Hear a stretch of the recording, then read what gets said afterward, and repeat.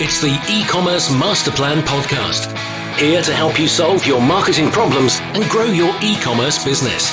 Cutting through the hype to bring you inspiration and advice from the e-commerce sector and beyond. Here's your host, Chloe Thomas. Hello, welcome to our latest podcast. I'm Chloe and it's great to have you listening. Today I have a real treat for you. I'm chatting with a seriously knowledgeable e-commerce specialist. She's been head of e-commerce at a number of US omnichannel retailers and is going to be taking us through her 4 Ps of building a successful e-commerce operation. Before we get stuck into that, please do check out the sponsors. This episode is brought to you by SendPro Online from Pitney Bowes. Shipping a mailing from your desk has never been simpler than with SendPro Online from Pitney Bowes. With SendPro Online, it's just click, send and save for as low as $4.99. That's $4.99 a month. Try it free for 30 days and get a free £10 scale when you visit pb.com/masterplan. That's pb.com/masterplan. FreeUp makes hiring online simpler for e-commerce businesses. They pre-vet thousands of virtual assistants and freelancers every week and then give you immediate access to the top 1% of applicants.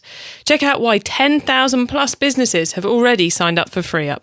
Receive a $50 credit when you sign up today at freeup.com/e-commerce masterplan. And there's 3 E's in FreeUp. So it's freeup.com/e-commerce masterplan. And now to introduce today's guest expert. Jennifer DiMotta is the founder of DiMotta Consulting and has been a guest professor at the Wharton School of Business. For the last 20 years, she's been helping direct-to-consumer brands and retailers in the USA to successfully execute aggressive growth strategies. That's included the consumer-facing Hayneedle and Office Depot, and in the B2B sector, Restockit.com. To achieve all that, she focuses on building a financial foundation, empowering the top talent, and designing expert-driven strategies. I'm really excited to find out what we end up chatting about today. Hello, Jennifer. Hi, how are you? I'm good. It's great to have someone with so much experience of this world on the podcast. So I'm really interested to find out more about your approach and how you go about creating that big change in businesses. But before we dive into that, could you just tell us a little bit about how you yourself got started off in e-commerce? Yeah, absolutely. And I'm excited to chat with you as well, because I don't often get a chance to chat with individuals with as much experience. So it's going to be great. I started in e-commerce in the mid-90s. And really back then, a lot of us just didn't really know what we were getting into. We happened to have jobs in other marketing areas. And we had to start taking on building a website.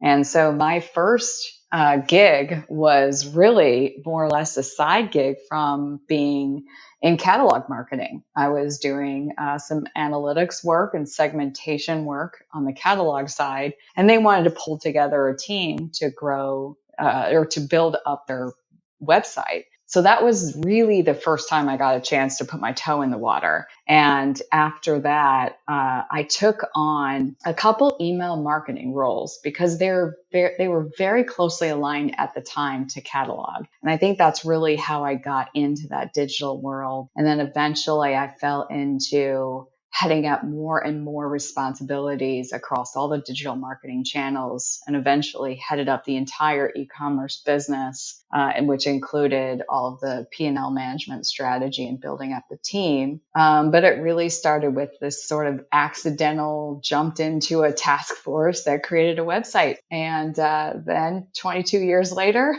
I've been in e-commerce the whole time. I think that's how a lot of us in the early days got into it. I mean, I was a few years after you getting in, but yeah, my first retail job, I was hired to manage the catalogue mailings and deal with all the list management and all that side of it. And yes, I'd agree. Email is it's like, I always think email's a little bit like catnip to the mail order marketer, because it's like, I've got results within 30 seconds of sending it. I'm not waiting for it to drop. And then, wow, this is kind of crazy. So yes, I get your story completely. I see a lot of parallels to me in there. I said at the beginning that there were kind of 3 things you focus on. Which one would you like to tell us about first? Yeah. And actually, I'll kind of turn this into what I talk about with my clients in the respect of usually what I am hired to do with my clients is to get them to understand digital and e-commerce and understand the value so they can grow their business through digital and e-commerce. And, what I've done in the last 20 years is I've done that over and over and over again. So I spent 2 to 3 years at the organizations I've been at, starting essentially from a blank sheet of paper and building up their e-commerce business. And so it's gotten to a method, and I call that the DiMotta method. And the DiMotta method consists of 4 Ps. It's really people, P&L, purpose, and plan. So maybe we can go through those. How's that sound? Does that sound good? That sounds good to me. I like the 4 Ps. Let's go for it. Okay, cool. And everybody uses these P's. For some reason, that's like the most famous letter ever in marketing. But those are my 4 Ps. And it's exactly how I've built these businesses over and over. And basically, what I consider probably the most important of those 4 Ps is the people one. People is critical. You can have the best plan, you can have the best financial plan, the best strategy, but if you don't have the right people in the right seat, a lot of stuff just won't happen or can't happen effectively. And so I consider people very important. And it's on both sides of the fence. People would mean not only the people that you hire, but also really understanding your consumer and at a people level rather than just a transactional level. So when I get into any business, the first 30 to 60 days is going to be spent assessing the business. And a part of it will be assessing the current state of the people. Usually there's not very many. There's anywhere between 1 and 4 focused on the e-commerce business. And that person generally is a general manager on some level. Most of the time it works out where there's a place for that individual. But if you want to grow any business, it's always about investing. And so the biggest and best investment you can make is in the finding really, and at this point, it's a lot easier. When we were in the early 2000s, you were not hiring experts in e-commerce and digital because there were none. You were hiring people who really got it and wanted it. And really, they were super smart and they had a strong ethic where they could work their butts off. But now there are quite a few people with e-commerce expertise. And so you blend a desire for, do they have the technical and professional knowledge with, and I'm a big believer in this, is can they fit well in the culture? Are they going to help drive a positive culture in your organization? Because usually the digital and e-commerce team are going to be interfacing with every other department in the company. They're going to have a spotlight on them because it is a fresh and new, channel or commerce channel, marketing channel, etc.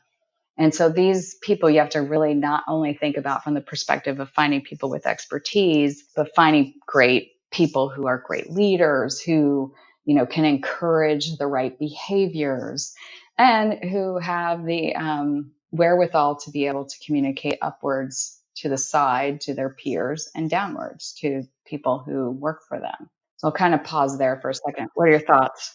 I'm glad you mentioned the up and the side and the down, because often, certainly something I've experienced over and over again and continue to now, is that when e-commerce starts to grow within a business, it's often seen with a mixture of fear and trepidation by the other people around the business. So I guess, do they come into your people part as well? Absolutely. So the biggest and the best thing in e-commerce, let's say an e-commerce leader, whether it's a manager level, director level, whatever it is, and the person who's leading the charge on the inside has to create strong peer relationships. They have to be a relationship builder. They can be as smart as they want in the e-commerce world, but if they can't build relationships, it's going to be an ineffective business. You're not going to be able to make it grow. Because it is a business just like anything else, which means you don't have one person that's able to do every particular piece of the plan. You're going to rely on other departments. And what makes it what exasperates the issue is that most people don't understand the e-commerce business. So you're not only talking to them about how they can help drive e-commerce, but you really have to step back and educate your peers about what it is about e-commerce that is going to help the business flourish. What is e-commerce going to do to improve the brand's value and awareness? What is it going to do to improve the commerce, and how can they get involved? A lot of education is required to get peers on board, and peers are critical to the success of an e-commerce business. So as well as upward, as you had talked about, I mean, the amount of executives that are still nervous to this day about what they can do in e-commerce and what they don't know in e-commerce is huge. Every client I talk to, where they're at the beginning of our relationship is, I'm talking to the CMO or I'm talking to the CEO, and they literally want to do something with e-commerce. They know it's important.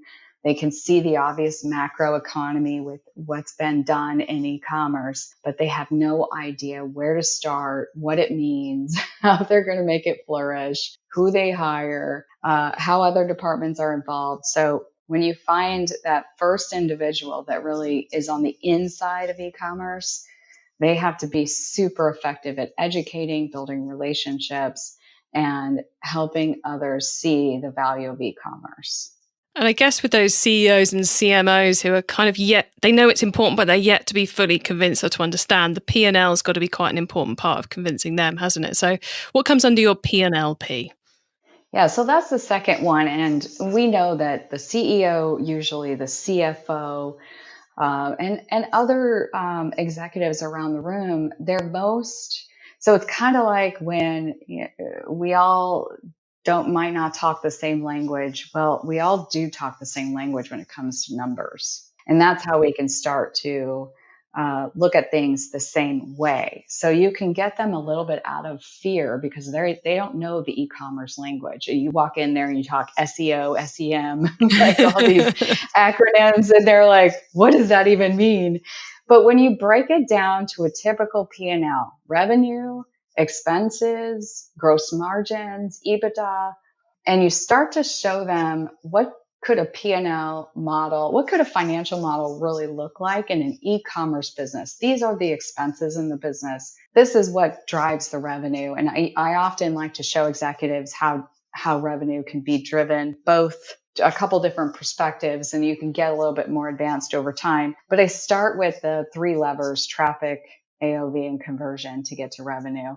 So you start to build a financial picture, and all executives understand these financial pictures. So you start to help them feel more comfortable with e-commerce by the utilization of P&L. The other reason to drive a P&L is for obvious reasons. You need to know what your financial model is going to look like to start this business up. I do anywhere between 3 to 5 year financial models for my clients, because most often the reality of the situation is, if they're really at the very beginning, the first and second year, they're not going to make money. It's not realistic. And I need to show them a realistic path to success. But as we grow the business, and as we engage in more strategies, and as we get more awareness of the business itself, then we start to see the picture of profitability. All of that starts to help executives really see something that they can truly understand. Then you can walk them into strategies and help them a little bit more understand the business, so that they're not always being driven by fear. They've now got a foundation to sit on. That's the real importance of a P&L, not to mention using it on a monthly basis to hold the e-commerce business under accountability for their performance, which is critical because e-commerce business can be a very expensive business. You have to be very careful. There's certain expenses in e-commerce that you might not see apples to apples in another flavor of your business. For example, brick and mortar, for example. Shipping is in there in brick and mortar. It's in there a different way. And this one gets called out all the time in e-commerce businesses, that shipping is so high, super big cost. And it is. And you do have to manage it. And you do have to offer free shipping to be competitive. So you have to know, you almost as an e-commerce person, you almost have to know the difference. You have to know the brick and mortar P&L almost as much as you know the e-commerce P&L. So you can explain that the costs are still there. They're just in different areas on the P&L. And I won't go too deep into that right now. But I love the fact that you're emphasizing how you can use the P&L as almost a marketing tool within the business to say, this isn't as scary as you think. This is the reality. Let's put it into kind of translate the scary world of e-commerce into like a straightforward thing, which is immediately recognizable to anyone in business. It's a great way of looking at it. But let's leave the financials and let's talk. I think purpose was the next P, wasn't it? Yes, purpose. And the reason, I'll give you my experience and why purpose really became one of these P's. P&L and people was always a for sure P. Purpose came up a few companies ago, and I realized how important it was. Number one, it's going to be a very competitive world, and consumers are expecting a lot more. Retailers who are winning are offering purpose. Number two, on the inside. So we did an employment engagement survey back a couple companies ago. And this is right when I started as head of e-commerce and omnichannel at Sports Authority. I would say it was about 60 days in. There was only 4 or 5 people underneath me. And I could tell they were just not in a good place. The rest of the departments were controlling their world.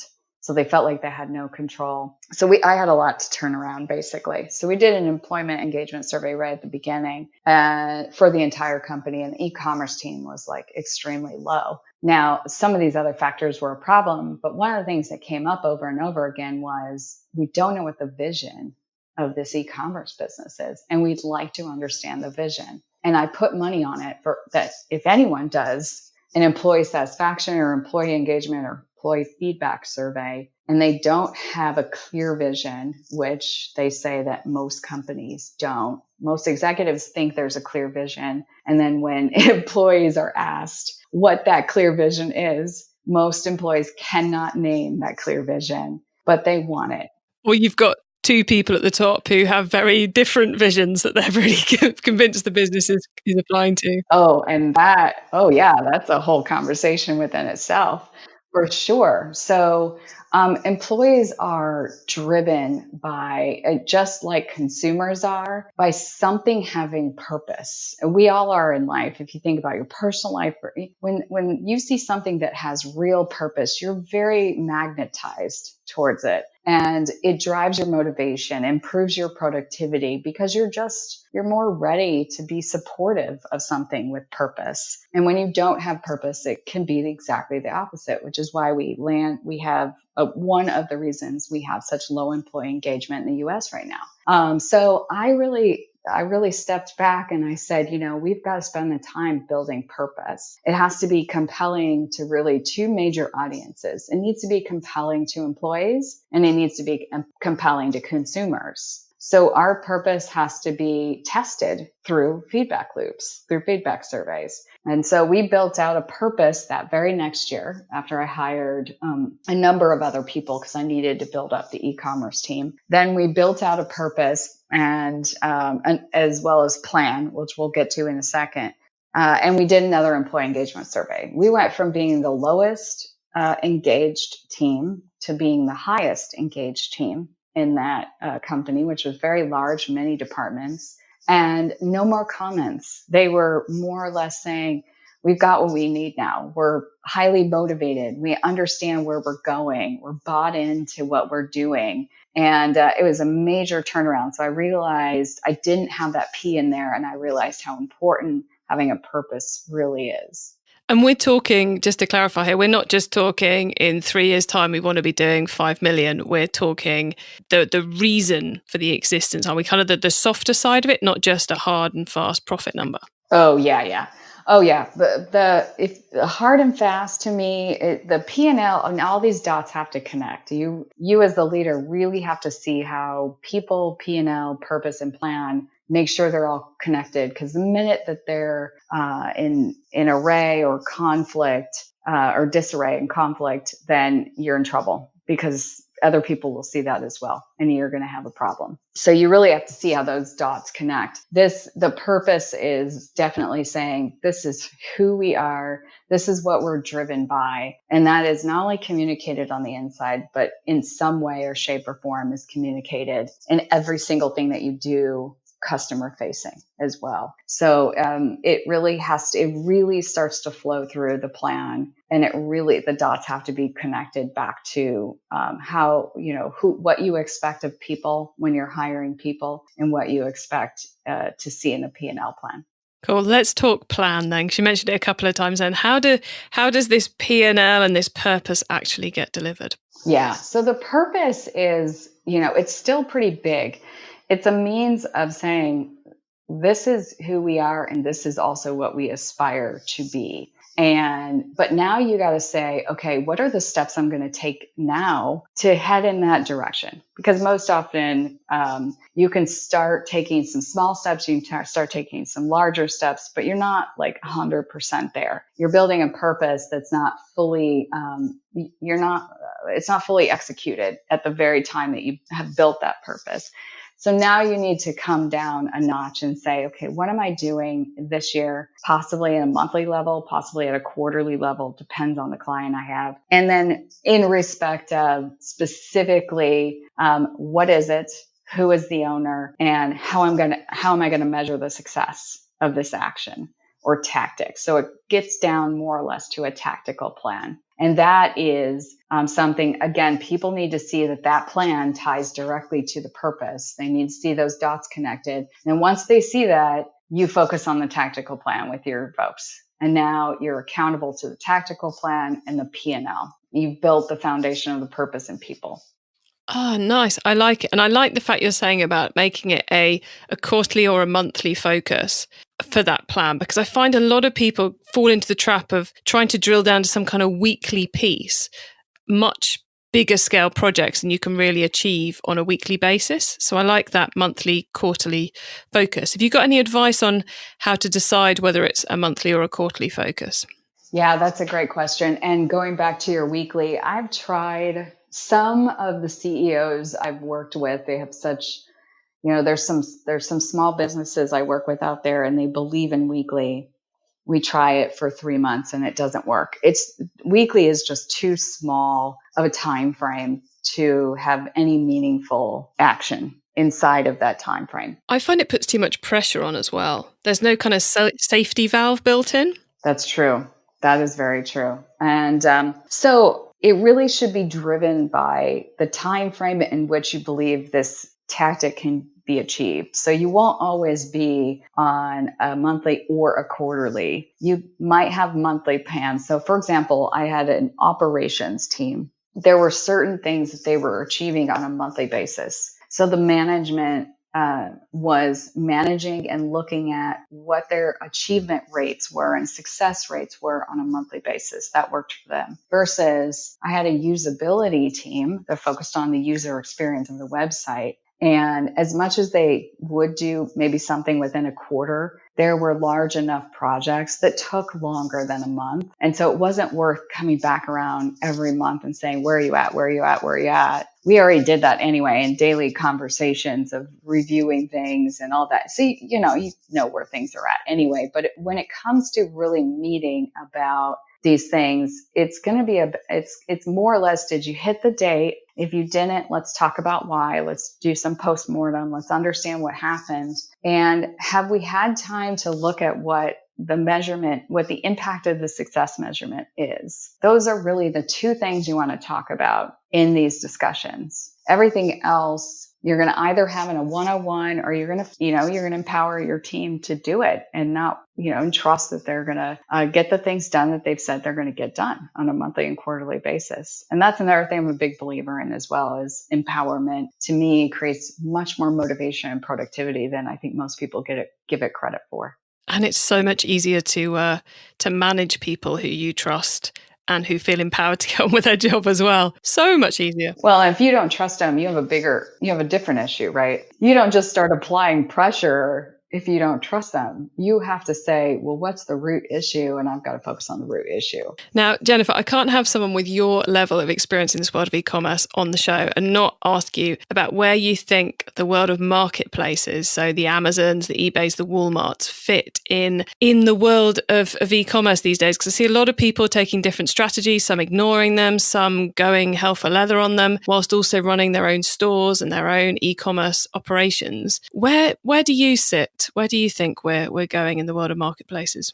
Yeah, that is a very interesting discussion. And this is obviously just one opinion. And I was talking to a company over in Europe, and I think they're in some respects ahead and in some respects behind US in the respect of e-commerce. And so what I was thinking about was, okay, we've got these sort of levels of retail. We've got the Amazon and the Walmart they just offer anything and everything. They have whatever billions of products they have at this point in time. And Walmart, from a consumer perspective, I'm very much an Amazon user, but I'm also very impressed with what Walmart has done in the last few years. Then you've got all the way at the bottom, you've got this new thing coming about of these direct-to-consumer brands where they are selling, they're manufacturers essentially. And the role of the manufacturer used to be you made your product and then you sold it to a retailer and then they sold it to a consumer. And that perfect little path has been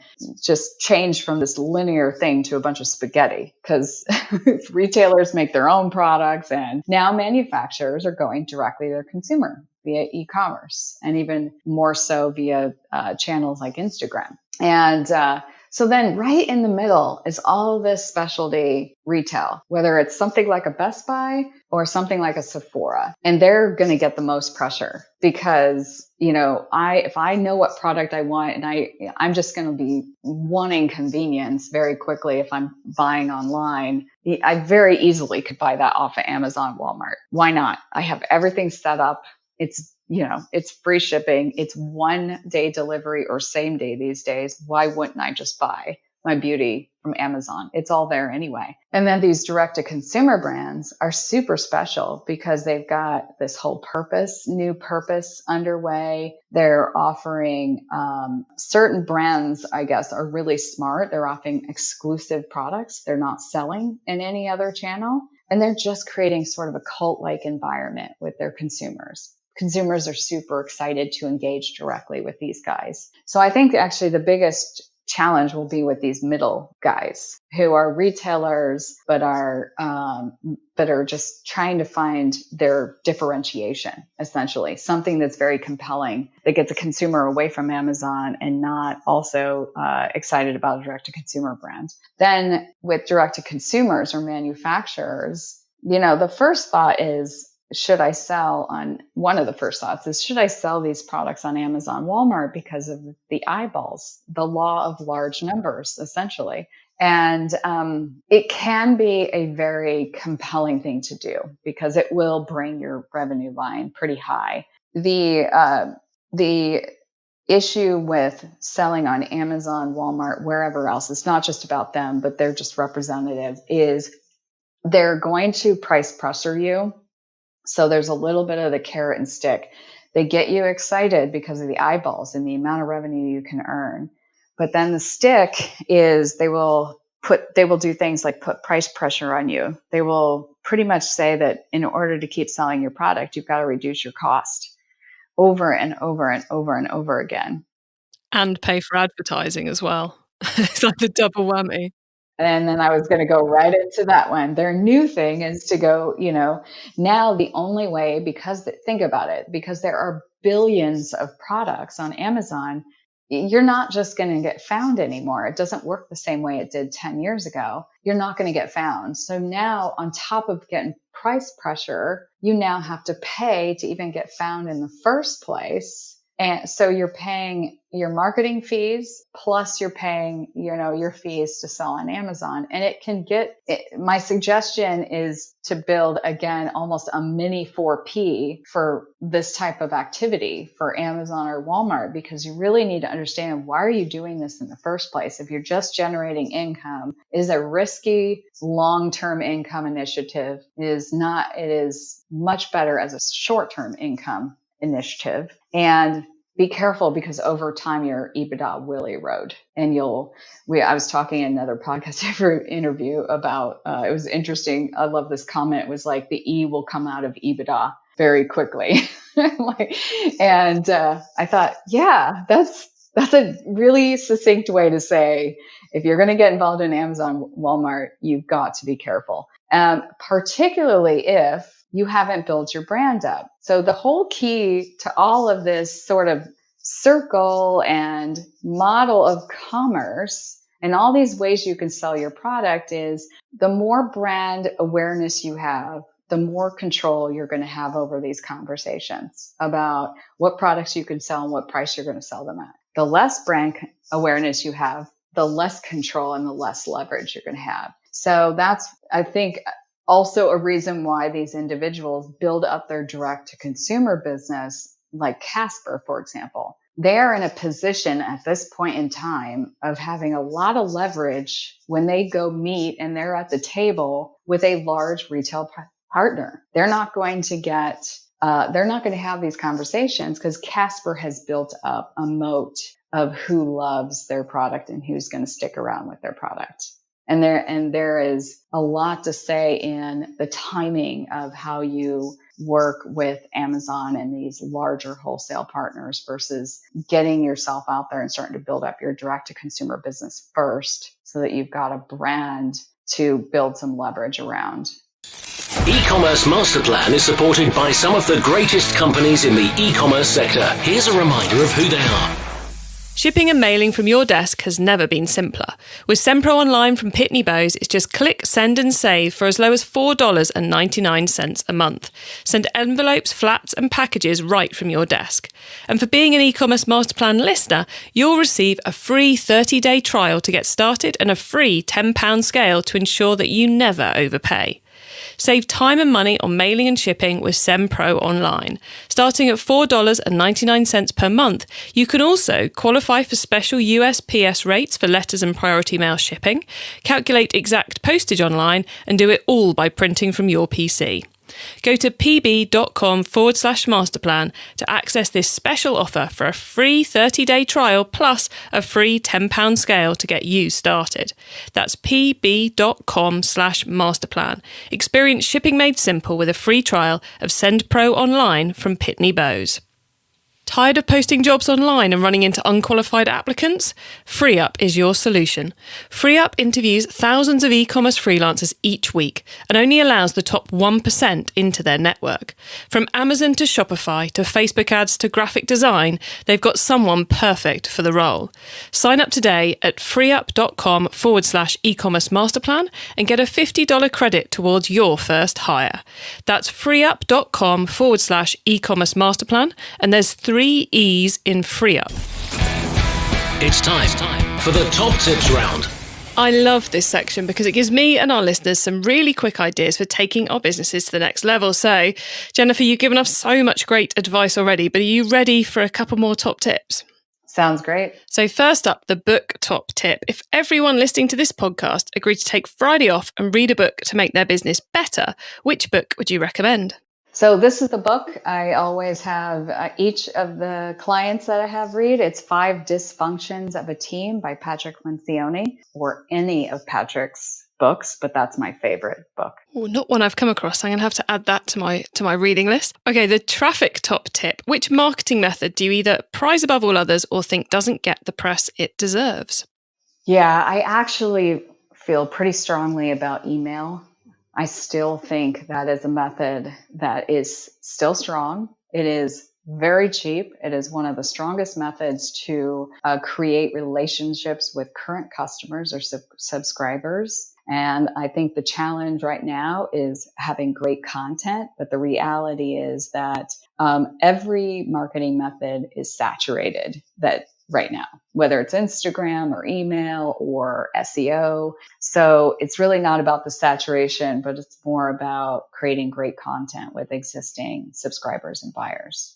And then the tool top tip, maybe a collaboration tool, a social media plugin, a phone app, or just a way of working. Is there a cool little tool you use that makes you and your team more efficient from day to day? Yeah, I was thinking about this one. I'm very simple individual. Like, I manage my finances on a Google spreadsheet, and but I'm very efficient. So what I would suggest is, rather than a tool, find one tool and try to do as much with it. So what I do a lot is I use my Outlook to not only converse with people, but my calendar is full of all kinds of different things I need to do throughout the day. And that is the one source that I use, whether it's personal to-dos, professional to-dos, whatever it is. So I can look at my calendar and I know every single thing I need to do in that day. So I would suggest at least just finding one tool that fits you. Oh, nice. I like a bit of curveball advice. Okay, the growth top tip. If you met someone today who's focused on growing their e-commerce business from 100 orders per month to 1,000, what would be your number one tip for them? Yeah, so usually what I do is go back to that 3 levers that build revenue, whether it's traffic, conversion, and average order value. Most often, here's what I see. The traffic is too low or the conversion's too low. And I would focus on one lever. If the conversion is too low, it's usually the website. You need to find opportunities to improve the user experience, make sure your products are right, and you're sorted correctly, and you're priced okay. If it's traffic, then focus on traffic generation. And whether it's growing email, starting to focus on some SEO strategies and SEM strategies, or pulling together a stronger social media strategy. Jennifer, yet more awesome advice. It's been so good having you on the show today. And I know you've given our listeners a huge amount of food for thought. So before we say goodbye, could you let them know where they can find you and the business on the web and social media, please? Yeah, absolutely. You can reach me on my website, which is www.DiMotta, DIMOTTA, consulting.com, or you can reach me via email, Jennifer@DiMottaConsulting.com. Nice and straightforward. I like it. Jennifer, thank you so much for being on the podcast. It's been, as I said, it's been great hearing you talk through that method, and it makes so much sense and it's so clear as well. So thank you so much for sharing your experience with us. It's been an absolute pleasure. Yeah, thank you for having me. Wow, so much great advice. And as I said, such a clear process too. I love that 4 Ps part. And I think, getting the right people in place, getting the finances in place, whether you've got to convince your seniors of it or whether you've just really got to create that clarity for yourself, a solid P&L is a must in my book for any business at any stage, quite frankly, because it really does keep you on track. It really does keep you focused on what you should be doing. And give you some inspiration for the future of where we can get to if we put in the legwork. Then, of course, the purpose, to make sure you're pulling it all together. So whether you call that mission, vision, values, or purpose, that's the bit we're talking about there, which just kind of pushes everyone in the right direction. It makes management so much easier. And then, of course, the plan. I liked how Jennifer was saying about having those kind of big quarterly or monthly, whatever works for whichever bit of the business you're looking at, things that have to be done, things that have to be measured, those big projects which are going to push you forwards. And then sense checking those in terms of, did we get it done on time? If not, why not? Let's take a look into it. And also,